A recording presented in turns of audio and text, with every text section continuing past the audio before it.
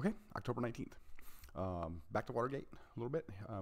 Back in 1973, on this date, an appeals court ordered Richard Nixon to turn over the audio tapes.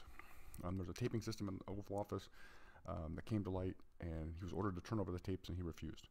What's interesting is the existence of these tapes was unknown.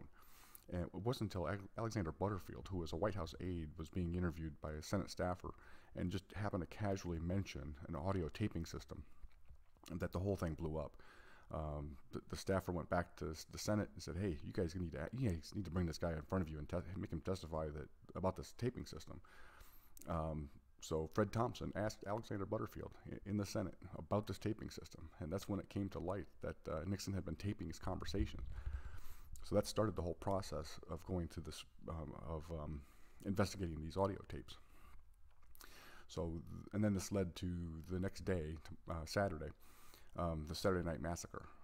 That's when Nixon wanted to fire the special prosecutor. Archibald Cox was the one who was leading the Watergate investigation, and so he wanted to have him fired. So he told his Attorney General Elliot Richardson, "Go fire this guy." Richardson said, "No, thank you," and quit. So Nixon went to the Deputy Attorney General, Ruckelshaus, said, "Hey, fire this guy." Ruckelshaus said, "No." He quit. Ultimately, Robert Bork was appointed Attorney General, and Bork fired Archibald Cox. So this became the Saturday Night Massacre, and it shocked everybody, and it really led to the downfall of Nixon.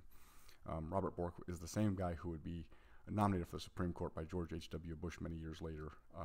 So there you go. So that's what I have for you today. Nixon refuses to turn over his audio tapes. I will see you tomorrow.